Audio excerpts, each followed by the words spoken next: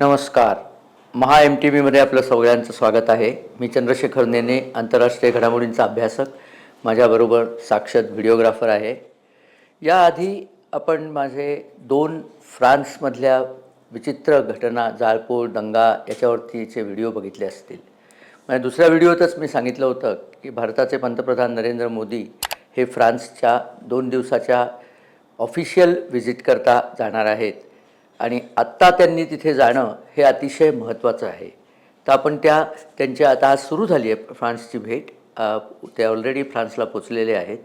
त्याच्याबद्दल आपण थोडंसं बोलूया. मागे म्हटल्याप्रमाणे उद्या 14 जुलैला फ्रान्सचा राष्ट्रीय दिवस आहे. त्याला बास्टिल्स डे असं म्हणतात, कारण पॅरिसमध्ये जे बास्टिल नावाचं तुरुंग होता, त्या तुरुंगात सगळे ते डांबून ठेवलेले कैदी होते. त्या कैद्यांची सुटका करण्यात आली आणि त्या सुटकेने कैदींनी तो तुरुंग फोडला आणि त्या दिवसापासून फ्रान्समध्ये राज्यक्रांती सुरू झाली असं मानलं जातं. तर तो दिवस तिथे आपण जसा 26 जानेवारी साजरा करतो राष्ट्रीय दिन, तसा तो दिवस तिथे साजरा केला जातो. आता या दिवसाचे प्रमुख पाहुणे यावेळेला भारताचे पंतप्रधान नरेंद्र मोदी यांना फ्रान्सचे राष्ट्राध्यक्ष इमॅन्युएल मॅक्रॉन यांनी आमंत्रित केलेलं आहे आणि अर्थातच नरेंद्र मोदींनी त्या आमंत्रणाचा स्वीकार केला आणि उद्या तो कार्यक्रम आहे त्यासाठी नरेंद्र मोदी आज तिथे गेलेले आहेत. इथे 2-3 शब्द मला फ्रान्स आणि भारत संबंधाबद्दल सांगायचं आहे. फ्रान्स आणि भारत यांचे अतिशय घट्ट मैत्रीपूर्ण संबंध तर आहेतच, पण त्याच्यापेक्षा सुद्धा महत्त्वाचं म्हणजे सामरिक भागीदारी म्हणजे स्ट्रॅटेजिक पार्टनरशिप ही भारत आणि फ्रान्सची अतिशय घट्ट आहे. त्या सामरिक भागीदारीला यावर्षी 25 वर्ष पूर्ण होत आहेत. हा सुद्धा एक चांगला मुहूर्त सापडला की त्याची सिल्वर ज्युबिली आहे भारत फ्रान्स सामरिक भागीदारीची. आता काय झालं की भारताने जेव्हा स्वतंत्र झाल्यानंतर आपलं सामरिक शक्ती वाढवायला सुरुवात केली, तेव्हा आपल्याकडे अर्थातच कारखान्यांची अवस्था अतिशय वाईट होती. डिफेन्स प्रोडक्शन चांगलं होत नसे, त्यामुळे आपण बरेचदा परदेशी लोकांवरती अवलंबून राहिलो. आपला सगळ्यात जास्ती संरक्षण साहित्य हे रशियाकडनं आपण घेत होतो, कारण आपला रशियाशी मैत्री करार होता, आपलं रशियाशी संबंध खूप चांगले होते आणि हे बरीच वर्ष चालू होतं. आजसुद्धा आपल्या नौदलामध्ये रशियन सहभाग खूप मोठा आहे. तसंच आपल्या रणगाडा दलामध्ये बहुतेक सगळे रणगाडे रशियातनंच आपण आणलेले आहेत किंवा रशियन कोलॅबरेशननी आपण बांधलेले आहेत. आपलं विमानदळसुद्धा मिग आणि सुखोई या रशियन विमानांनी तयार झालेलं आहे. परंतु आता 2 गोष्टी झाल्या. एक म्हणजे रशिया आणि चीनची जवळीक वाढलेली आहे आणि दुसरं रशियाचं विभाजन झाल्यानंतर म्हणजे रशियन साम्राज्याचं विघटन झाल्यानंतर रशियाची शक्ती कमी झाली आहे. त्यामुळे नवीन तंत्रज्ञान वापरून अद्ययावत डिफेन्स इक्विपमेंट तयार करणं हे रशियाला तितकंसं जमत नाही आहे आणि रशियाची ही दुबळी बाजू युक्रेन रशिया युद्धामध्ये उघडी पडलेली आहे. अमेरिकन, पाश्चात्य, फ्रेंच वगैरे या लोकांकडनं जी अत्याधुनिक डिफेन्स इक्विपमेंट असतात त्याच्यापुढे रशियाची इक्विपमेंट तग धरू शकत नाही आहेत. हे आत्ता दिसतंच आहे. युक्रेनमध्ये सगळ्यांना ते लक्षात आलेलं आहे. तेव्हा भारताने खूप आधीच हा विचार केलेला आहे की आपण आपलं अवलंबित्व जे रशियावरती होतं तिथून काढून आपण ते दुसऱ्या देशांवरती न्यायचं आणि त्यातसुद्धा अमेरिका हा भारताच्या दृष्टीने फार भरवशाचा देश नाही आहे. त्याचं कारण 1974 साली आपण जेव्हा अणुस्फोट केला तर अमेरिकेने लगेच आपल्यावरती निर्बंध घातले, आपल्याला काही युरेनियम मिळू दिलं नाही. 1998 साली अणुस्फोट झाला तेव्हा पुन्हा अमेरिकेने निर्बंध घातले, ज्याला ते सँक्शन्स असं गुंडस नाव देतात. परंतु एक लक्षात ठेवा, या दोन्ही वेळेला फ्रान्सनी अमेरिकेचं ऐकलं नाही. फ्रान्स जरी पाश्चात्य देशांमधल्या कॅम्पामध्ये असला, नाटोचा सदस्य जरी असला, तरी फ्रान्स हा एक स्वतः शक्तिशाली देश आहे आणि भारत फ्रान्स जे नातं आहे त्याच्यामध्ये अमेरिका ढवळाढवळ करू शकत नाही. तर त्याचा आपल्याला कुठे फायदा झाला? तर 74 साली जेव्हा अमेरिकेने युरेनियम देणं बंद केलं तेव्हा फ्रान्सने ते आपल्याला दिलं. 98 साली पुन्हा असंच झालं. फ्रान्स आपल्याला मदत करत राहिला. त्यामुळे नरेंद्र मोदी जेव्हा 2014 साली राज्यावरती आले तेव्हा त्यांनी ताबडतोब या फ्रान्स आणि भारताच्या सामरिक भागीदारीकरता अतिशय फार त्वरेने पावलं उचलली आणि राफेलची डील झाली. आपल्याला माहिती आहे 2015 साली आपण राफेलचा करार केला. 36 राफेल विमान आली. राफेल हे जगातलं सर्वोत्कृष्ट फायटर विमान आहे. सर्वोत्कृष्ट म्हणजे अगदी अमेरिकन फायटर विमानापेक्षा सुद्धा चांगलं ते आपण घेतलं. पण याच्या अगोदरसुद्धा फ्रान्सकडनं आपण मिराज हे अत्याधुनिक विमान, त्यावेळेसचं अत्याधुनिक फायटर विमान घेतलं होतं. परवाच्या बालाकोटच्या हल्ल्यामध्ये मिराजनेच ते हल्ले केले होते.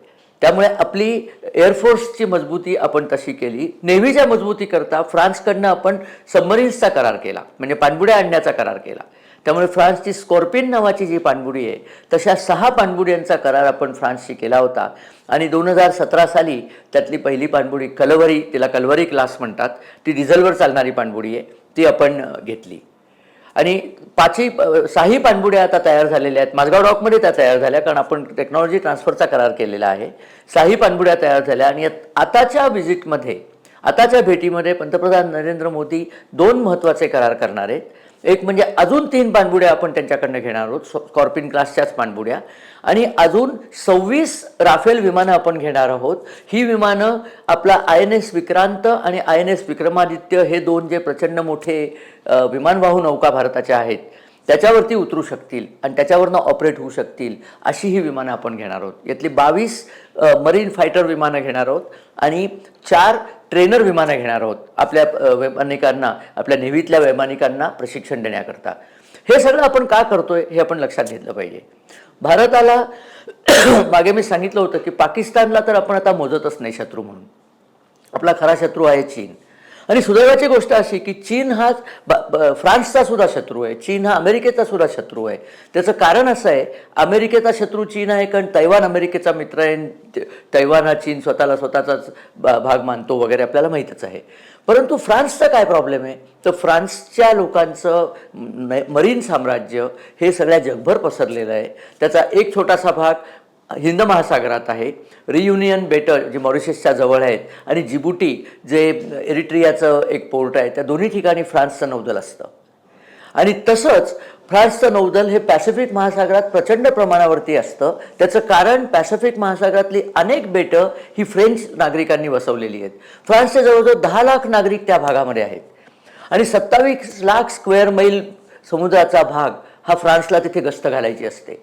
आणि तिथे अर्थातच धोका चीनचा आहे.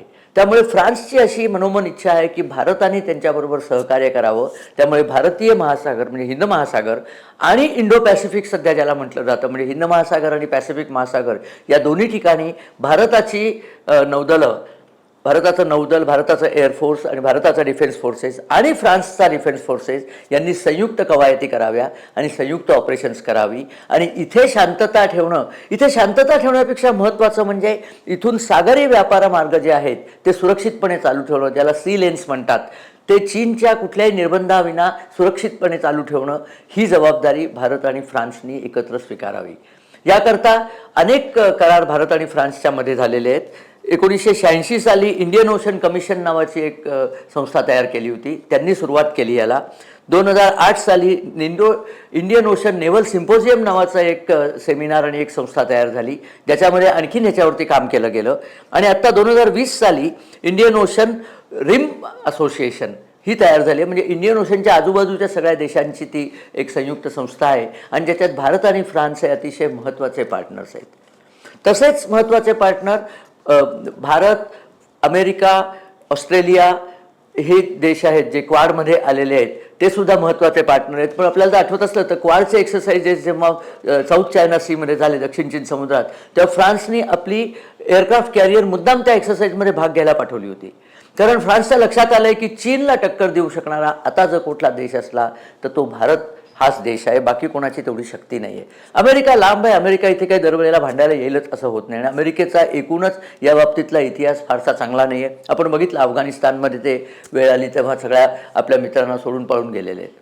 त्यामुळे अमेरिकेपेक्षा भारत हा जास्ती डिपेंडेबल आहे. आणि मॅक्रॉन आणि मोदी यांच्यामध्ये एक खूप चांगलं साहचर्य झालेलं आहे.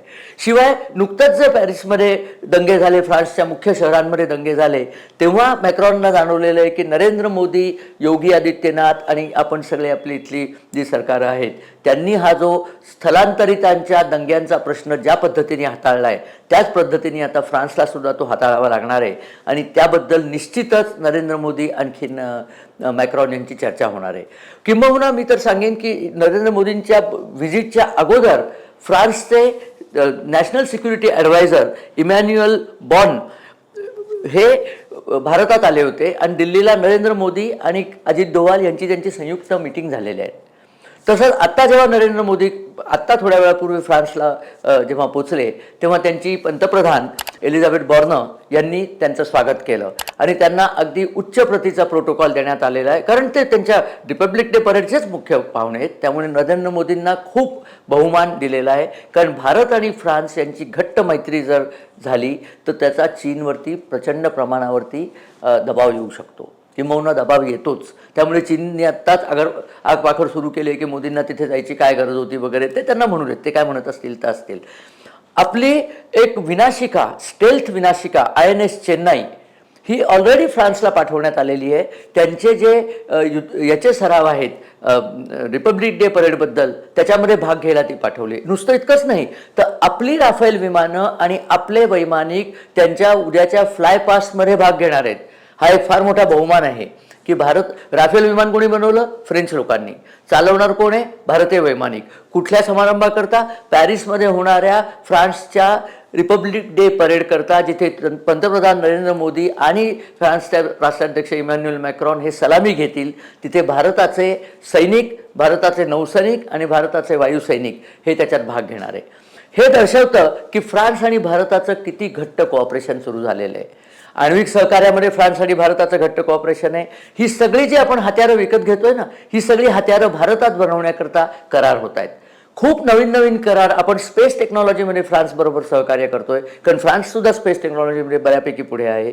आणि एकूण लोकशाही राष्ट्र आणि ज्या राष्ट्रांना स्थलांतरिताचा दंगेखोरांचा धोका आहे अशा राष्ट्रांमध्ये फ्रान्सचा समावेश होतो. फ्रान्समध्ये तो धोका आत्ता दिसलेला आहे.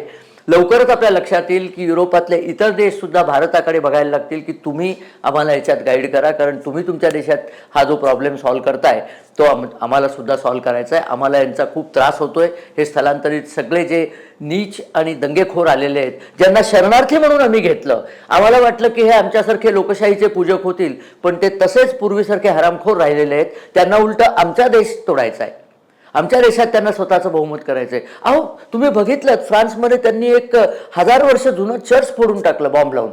काय कारण होतं? तुम्हाला शरण दिली त्या देशाने, त्या देशाचे उपकार स्मरायचे का तुम्हाला शरण देण्याच्या हाताला चावा घ्यायचा? अतिशय नीच जमात ही सगळी फ्रान्सने आपल्याकडे आणलेली आहे. मला याच्यात धर्मात जायचंच नाही आहे. ज्यांच्यावरती तुम्ही उपकार करता ते उपकाराची फेड अशा अपकारांनी जर फेडत असले, आणि आता फ्रान्समध्ये त्यांच्यावरती बऱ्यापैकी कंट्रोल आणायला सुरुवात झाली आहे. पोलीस अत्यंत कठोर झालेले आहेत आणि आता लगेच सगळे त्यांचे सहकारी देश बोंबलायला सुरुवात केली आहे की डेमोक्रेसी खतरे में वगैरे. आपल्या इथे असली बावळट आणि नालायक माणसं असतात, डेमोक्रेसी खतरे में म्हणत राहायचं. परंतु मार्सेय या ठिकाणी एक मोठी लायब्ररी या लोकांनी जाळली, त्याच्यावरती एक शब्द ही सगळी डेमोक्रेसी खतरे काढणार नाही. बिलाल भुट्टो जाऊन स्वीडनमध्ये एक कुराणाची प्रत जाळली, त्याच्याबद्दल सगळ्या जगाला ओरडून सांगतो. तुमच्या मित्रमंडळींनी फ्रान्समध्ये अख्खीच्या अख्खी लायब्ररी जाळली, त्याबद्दल यांच्या तोंडून एक शब्द सुद्धा येत नाही माफीचा की आमच्या लोकांनी हे चूक केलं. तेव्हा लढा कोणाशी आहे हे फ्रान्सला आता कळलेलं आहे. फ्रान्सचे जे डावे लोक पोपटपंची करायचे ना, आता त्यांचा आवाज एकदम बंद आहे. आता पोपटपंची बंद आहे. भारताला उपदेश करणं फार सोपं आहे. हो, तुमच्या पदराला आग लागली की मग कळतं की तुम्ही कोणाशी खेळत होतात आणि कोणाला उपदेश करत होतात. या सगळ्या दृष्टिकोनातनं पंतप्रधान नरेंद्र मोदींची जी फ्रान्सची भेट आहे ती अत्यंत महत्त्वाची आहे. युरोपमधला फ्रान्स आणि जर्मनी हे 2 सशक्त देश आहेत. या सशक्त देशांना आता भारताच्या मैत्रीची गरज भासती आहे. नरेंद्र मोदींनी एक फार सुंदर वाक्य आता जाण्याच्या आधीच सांगितलेलं आहे की युनायटेड नेशन सिक्युरिटी काउन्सिल म्हणजे संयुक्त राष्ट्र सुरक्षा परिषदेत भारताला अजून स्थायी सदस्यत्व दिलेलं नाही आहे, परमनंट मेंबरशिप दिलेलं नाही आहे. नरेंद्र मोदी असं म्हणलेत की युनायटेड नेशन सिक्युरिटी काउन्सिल यांनी जगाच्या सिक्युरिटीबद्दल बकबक करण्याला काही अर्थ नाही की जगातला सर्वात जास्ती पॉप्युलेशन असलेला सर्वात मोठा देश, शक्तिशाली देश, जोपर्यंत तुमचा स्थायी सदस्य नाही आहे तोपर्यंत तुमच्या म्हणण्याला काही अर्थ नाही. तुम्ही जे काही म्हणता त्याला काही कोणी सगळे देश म्हणतील की तुम्हाला कशाकरता किंमत द्यायची. ही मोदींनी आता आपलं पाऊल उचललेलं आहे की आम्हाला संयुक्त राष्ट्र परिषदेचं परमनंट मेंबरशिप हवी आहे, ती दिलीच पाहिजे. ती नाही दिली तर संयुक्त राष्ट्र सुरक्षा परिषद याचं महत्त्वच आम्ही जाणणार नाही. जगाला सुद्धा लक्षात आलेलं आहे की यांना काहीही शक्ती नाही आहे, हे उगीच बडबड करणारे लोक आहेत. आणि इथे अमेरिका आणि फ्रान्स आपण पाहिलं गेल्या महिन्यामध्ये नरेंद्र मोदी अमेरिकेला गेले होते, तिथे त्यांना केवढं चांगलं त्यांचं स्वागत करण्यात आलं. चीनच्या विरुद्ध खेळी करण्याकरता भारतासारखा दुसरा मोहरा या कुठल्याही देशांकडे नाही. रशिया तर सध्या चीनच्या कच्छपीस लागलेला आहे. त्यामुळे जरी युक्रेन रशिया युद्धामध्ये भारताची भूमिका आणि अमेरिका आणि फ्रान्सच्या भूमिकेत फरक असला तरी त्या दोन्ही देशांना भारताचं महत्त्व पूर्णपणे उमगलेलं आहे. आणि आंतरराष्ट्रीय राजकारणात कोणीही परमनंट फ्रेंड नसतो, कोणीही परमनंट शत्रू नसतो. परमनंट असतात ते राष्ट्रांचे स्वतःचे हितसंबंध. त्याला अनुषंगून नरेंद्र मोदींनी फ्रान्स आणि भारताचे अतिशय घट्ट संबंध वाढवण्याकरता ही जी भेट आयोजली आहे ती अत्यंत महत्त्वाची भेट आहे. आपण त्या भेटीतनं काय काय नवीन करार बाहेर येत आहेत ते आपण बघणारच आहोत. काही करार समोर येतात, काही करार काही दिवसानंतर समजतात. अनेक अत्याधुनिक हत्यारं आर्मामेंट्स फ्रान्स तयार करतं, ती हत्यारं आपण वापरू शकू. आपलं ब्रह्मोस मिसाईल आहे ते फ्रान्सच्या लोकांना तिथे वापरता येईल. हा एक फार महत्त्वाचा संदेश आहे की भारत, फ्रान्स आणि अमेरिका वगैरे ही सगळी लोकशाही राष्ट्र या इथे एकत्रीकरण येऊन लोकशाही राष्ट्रांचं आणि ज्याला मुक्त जग म्हणतात, फ्री वर्ल्ड, त्यांची सामरिक शक्ती आणि त्यांची एकूण शक्ती वाढवण्याचा हा प्रयोग आहे. आणि लक्षात ठेवा, परत येताना Narendra Modi United Arab Emirates म्हणजे अबुधाबीला थांबणार आहेत. कारण हिंद महासागरामध्ये जे काही नेव्हल ऑपरेशन्स करायचे आहेत त्याच्यामध्ये फ्रान्स, भारत आणि युनायटेड अरब एमिरेट्स म्हणजे संयुक्त अमिरात यांचा सहकार्य आवश्यक असणार आहे. तेव्हा तिथेसुद्धा नरेंद्र मोदी जाऊन यायचे आहेत. याच्याबद्दलही मी पुढे बोलणारच आहे. त्यांच्या संपूर्ण भेटीला आणि उद्याच्या परेडला शुभेच्छा चिंतून मी आत्ताचा हा व्हिडिओ संपवतो. आपला जर हा व्हिडिओ आपल्याला आवडला, आमचा हा व्हिडिओ आपल्याला जर आवडला तर आपण तो आपल्या मित्रपरिवाराबरोबर शेअर करा. आपल्या कमेंट्स येऊ द्या. माझ्या गेल्या वेळेसच्या फ्रान्सच्या व्हिडिओवर आपल्या 550 कमेंट्स आलेले आहेत. त्यांना मी जशी जमेल तशी उत्तरं पण देणारच आहे. आणि मला फार आनंद आहे की आपल्याला माझे व्हिडिओ आम्ही जे करतो ते आवडत आहेत आणि त्यामध्ये आपल्याला रस निर्माण झाला आहे. हाही व्हिडिओ आपल्याला असाच आवडेल अशी आशा आहे. तेव्हा आमची चॅनलला सबस्क्राईब करा. बेल आयकॉन जर अजून दाबलं नसलं ना तर ते दाबा, म्हणजे आमचे व्हिडिओ झाले की लगेच आपल्यापुढे त्याची आपल्यापर्यंत बातमी पोहोचवण्यात येईल. नमस्कार आणि धन्यवाद.